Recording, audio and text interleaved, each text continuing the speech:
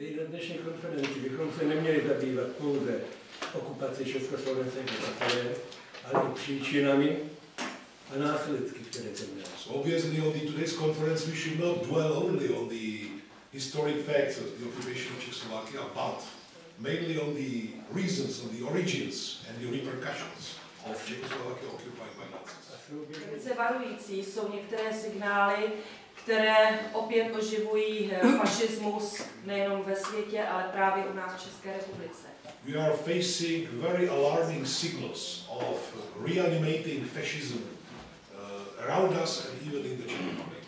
V některých městech v těchto dnech pochodovaly neonacistické skupiny, které vykřikovaly různá fašistická hesla, používali známé bubínky a podobně. There were marching in some cities, fascist neo-Nazi groups shouting well-known, let's say, Nazi or neo-Nazi slogans and even beating drums in order to, let's say, remember the style of Nazis of the 30s. Komunistická strana si velice dobře uvědomuje, co je to mír.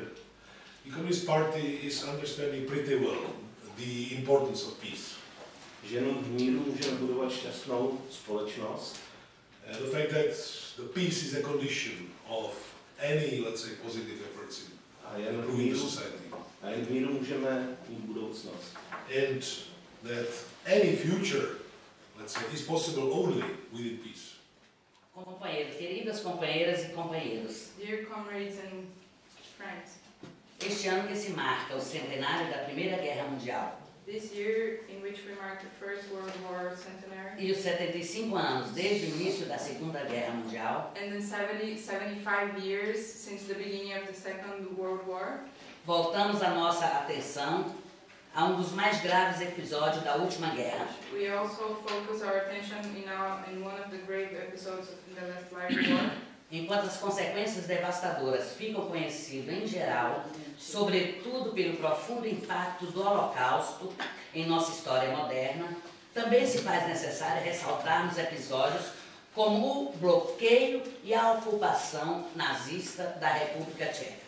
While the devastating consequences are known in general, especially by the profound impact caused by the Holocaust to our modern history, it is also necessary to emphasize events such as the blockade of Prague and the Nazi occupation of Czech Republic. Czechoslovakia of the 30s was a typical liberal democracy, with all the items which are so dear for liberals and liberal hypocrisy. On one hand, it was neglecting social rights and, let's say, the interests of most of the working people, and it was quite tough to the radical left.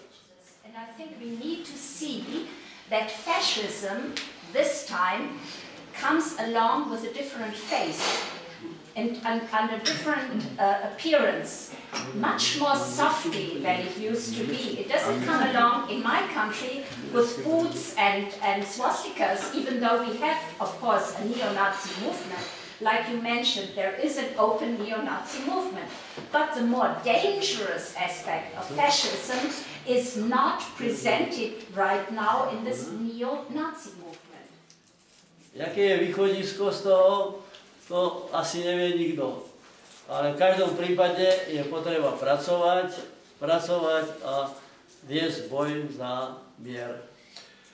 Some of the concrete ways out, perhaps none of us know. They are still to be found and so on, how to overcome this situation. But there is no way but to exert our efforts to work more and more so that we get up to the goal. Speaking about freedom and human rights and so on, and human dignity is being running under false premises. It's it's true that we experience the build-up of arms. I mean, there is no speak out against the arms reduction, for the arms reduction anymore.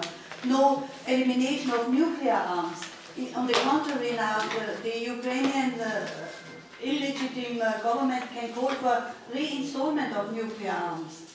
And everything runs into a false and really direction toward more build-up of arms and at the end of war. We are gathered at this meeting to mark the 75th anniversary of the invasion of Czechoslovakia by the Nazi forces, resulting from the shameful Munich agreements to dismember Czechoslovakia, in which France, Britain conspired with Hitler and Mussolini. Countries where the ruling class and the big business supported fascism. Fascist forces were seen as a tool to combat the rise of workers' struggle. Soldiers think not about peace and war. They think only I must go or I can go to the army and have money and such things. There's very other motives, as this day, if they started to fight in the army. On the first fight, after this first fight, they think on another way, and they have not helped us. You say, for what war you take part? The young people are more or less without knowledge of history, and absolutely without true knowledge of history. So I think it's a very important issue to address both here and at home when we get back to our daily life. But that's so far. Ukraine and the Crimea are the terms. What we need is a peace and justice movement that acts in coordinated way, not just in response to the imperialist crimes, not just as a reactive force that only protests after the fact, but a peace movement that is proactive, that takes preventive measures rather than seeking remedies. Let us substitute imperialism's policy of preemptive military strikes with the peace movement's policy of preemptive peace strikes. Let us respond not just to wars and invasions after they happen, but to even the smallest preparations that are being made for wars and interventions before they happen. We need a preventive peace policy if we are to save humanity from total destruction. We need to confront the causes which lead to war and to eliminate these causes. It is our duty to never forget crimes of the Nazi occupation and also to never forget who brought the peace and freedom to our country. Let me underline that the anti-fascist victory in 1945 was hardly paid by the lives of 144,000 soldiers of the Red Army who died during the liberation of Czechoslovakia. Unfortunately, in spite of this historical lesson, today governmental policy of Czech Republic is not on the side of the peace and resistance against war, aggressions and occupation, but on the opposite one. I'm very concerned about what happens daily around all over the world. Fortunately, there are many good friends, comrades and people I know and from which I read or hear. They share my sorrows and opinions.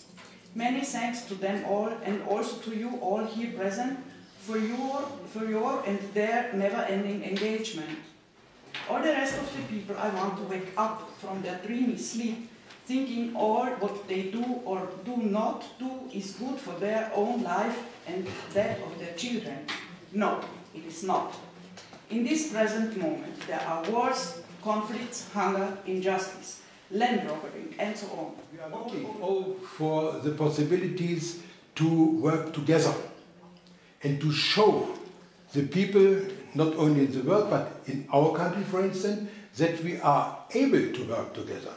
You said today that the Nazis, the fascists, they are unifying everywhere. They are unifying between Germany, Austria, between Germany, Czech, between Germany and France, and so on.